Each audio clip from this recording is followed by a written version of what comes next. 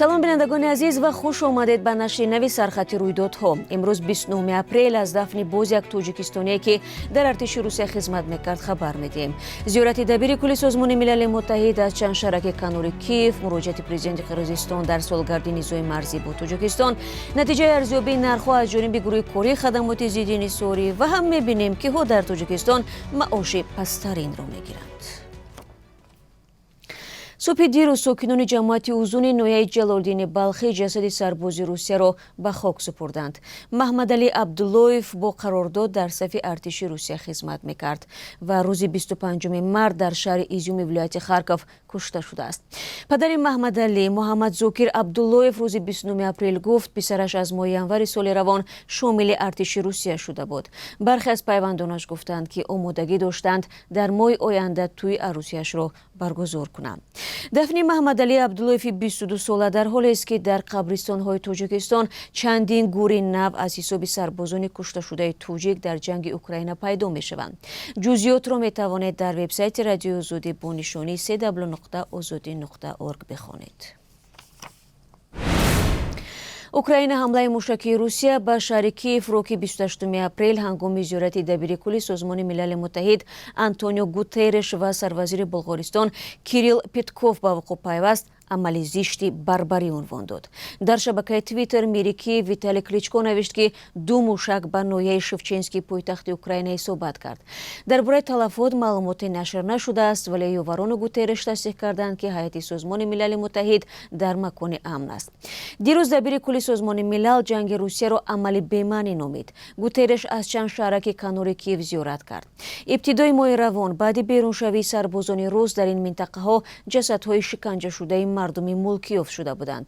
Дабири кулли Созмони Милали Муттаҳид гуфт ӯ аз талошҳои додгоҳи байналмилалии ҷиноятҳои ҳарбӣ барои таҳқиқи қазия ҷонибдорӣ мекунад. Содир Ҷабборов, раиси ҷумҳури Қирғизистон, дар солгарди низои хунин дар марзи кишвараш бо Тоҷикистон ба мардум муроҷиат кард. Ӯ гуфт рӯзҳои 28 то 30 апрели соли 2021 дар ёди мардум ҳамчун рӯзи маҳзункунанда ва вазнинтарин дар таърихи Қирғизистони мустақил нақш бастанд. Ҳаводиси дунё нишон дод ки масъалаи марз бо кишварҳои ҳамсояро танҳо борои гуфтугӯҳои сулҳомез ва эҳтироми ҳамдигар бояд ҳал кард. Дар ҳоли ҳозир комиссияи байнидавлатии ду кишвар коро идома медиҳад, пешравӣ ҳосил шудааст, афзуд Ҷабборов. Охири моҳи апрели соли гузашта дар натиҷаи низои марзӣ аз ду тараф даҳотан куштаву маҷрӯҳ шуданд. дар ҳамин ҳол пайвандони ронандаи мошини ёрии таъҷилӣ ки 3 моҳ пеш дар ҷараёни низои марзӣ кушта шуд, аз ваъдахилофии мақомот дар бораи пардохтани маоши 60 моҳаи ӯ, додани замини назди ҳавлигӣ барои наздиконаш ва номгузорӣ кардани яке аз кӯчаҳо ба исмаш шикоят доранд. назари наздикон ва мақомотро дар гузориши ҳамкорони мо метавонед тамошо кунед ки дар барномаи ахбор пешниҳод мешавад. хадамоти зидди нисории Тоҷикистон дар натиҷаи омӯзиши вазъи бозорҳои кишвар ба хотири ҷилавгирӣ аз боло бурдани беасоси қиматҳо аз 25 феврал то 18 апрели соли ҷорӣ афзоиши нархи маҳсулоти ниёзи аввалиро мушоҳида кардааст. ба навиштаи хабаргузории Ховар, тибқи арзёбии гурӯҳи кории хадамот дар ин давра орди нави якуми истеҳсоли ватанӣ беш аз 19%, орди воридотӣ ҳудуди 7%, биринҷ 5.5%, равғани офтобпара зиёда аз 12%, равғани пахта беш аз 11%, шир зиёда аз 15%, тухми мурғ наздики 11% зиёд шудааст ки сабаби асосӣ аз ҷониби соҳибкорон дар болоравии қурбиасор ва афзоиши нарх дар давлатҳои таҳвилдиҳанда рабт дода мешавад. дар ҳамин ҳол тибқи мушоҳидаҳо нархи биринҷ 2.9%, картошка ҳудуди 3%, қанди сафед 4.5% ва маводи сӯзишворӣ то 8% арзонтар шудааст. ҳар гуна боло рафтани қимати маводи ниёзи аввалия дар Тоҷикистон барои мардум дарднок аст, зеро музду даромади аксарияти мардум кам мебошад ва садҳо ҳазор нафар ҳам фақиру камбизоат ҳастанд. дар зим дар Тоҷикистон маоши аз ҳама баландтаринро кормандони бонкҳо ва суғурта мегирифтанд.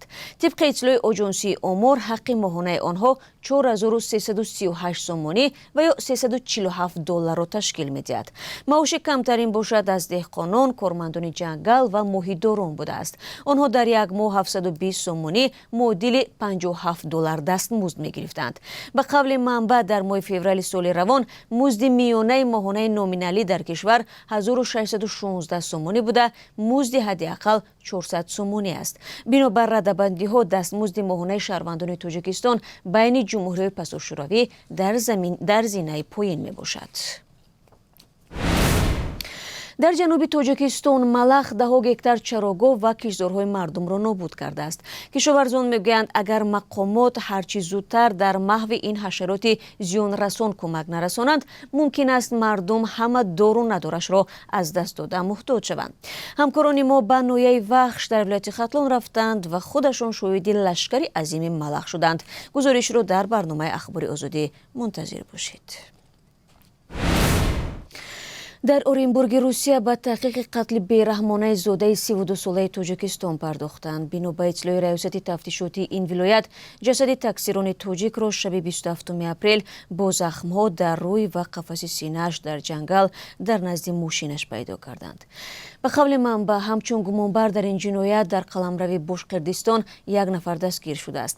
дар бораи фарди муттаҳам тафсилоте нест. танҳо соли гузашта ва аз Русия тобути беш аз 950 шаҳрванди кишварро ба ватан оварданд. сабаби марги онҳо куштор, беморӣ ва садамаву тасодуф гуфта мешавад. дӯстони меҳрубон, акнун бароятон оиди қурби асъори хориҷӣ дар Тоҷикистон маълумот медиҳам. имрӯз 29 апрел низ қурби рубли русӣ бетағйир буда 1000 рубл 160 сомонӣ арзиш дорад. $1 12 сомониву 49 дирам ва 1 евро 13 сомониву 36 дирам муқаррар шудааст. бинандагони азиз, ман то ҳафтаи оянда бо шумо хайрхуш мекунам. дар пеш 3 соат баъд барномаи ахбори озодӣ дорем. то мулоқот дар ҳафтаи нав, истироҳати хуб дошта бошед.